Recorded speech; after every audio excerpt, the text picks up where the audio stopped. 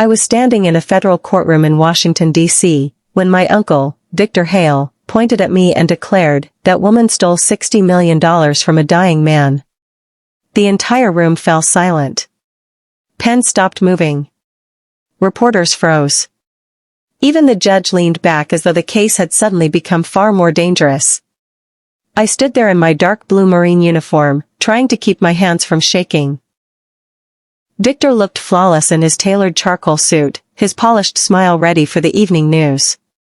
He would appear as the respectable heir to a powerful family. I would look like the criminal. Then he looked directly at me and said, "She isn't even one of us." She never was. That was the moment I stopped being afraid of him. By then, I had already discovered that his family had spent more than 30 years hiding the truth about my father. Just 3 months earlier, my biggest problems were completely different. I was working as a marine logistics officer at Camp Pendleton, counting medical supplies and wondering how I would pay my mother's pharmacy bills. I was 32, divorced, exhausted, and living paycheck to paycheck. My old truck barely survived the California heat, and most nights' dinner was reheated leftovers. Then my phone rang. The caller was from Zurich. A calm, professional voice asked, "Captain Mara Bennett?" When I confirmed my identity, he informed me that my grandfather, General August Hale, had left me an inheritance. I laughed. Then he told me the amount. $60 million. I thought it had to be some kind of scam.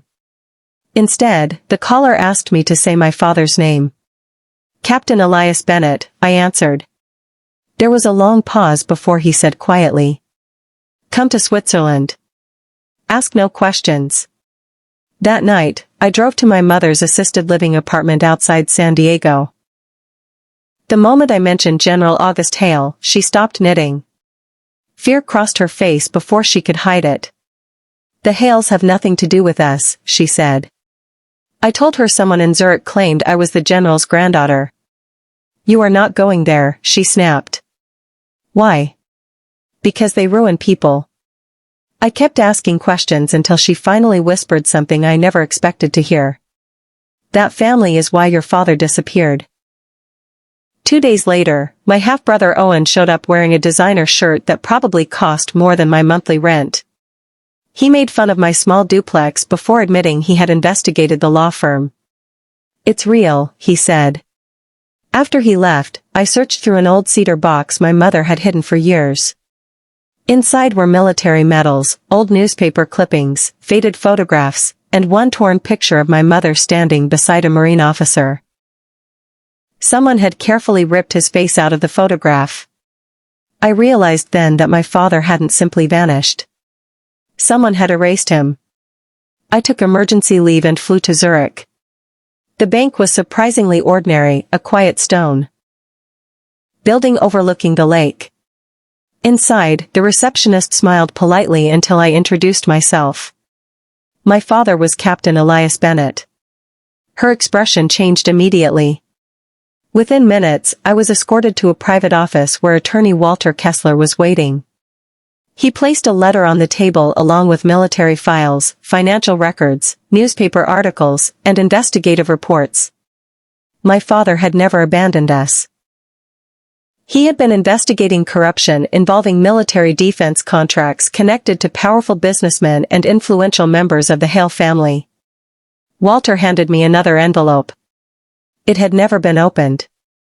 The first line nearly made me drop it. My father had written to my mother, begging her to keep me away from the Hales because he believed they were dangerous. When I returned to the United States, the inheritance dispute had exploded into a national story. Victor Hale denied everything. His lawyers attacked my reputation.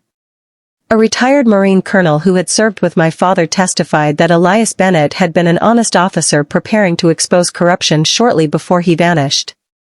Then my mother confessed another painful truth. She had hidden my father's letters all those years.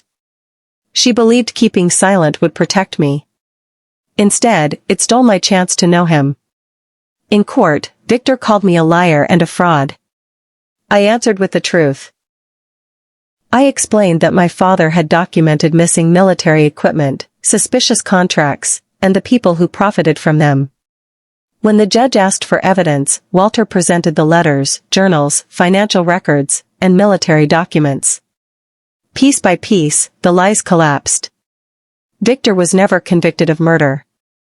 But his role in covering up the corruption was exposed. The scheme that had destroyed my father's career, and my childhood, was finally brought into the light. The court awarded me the inheritance.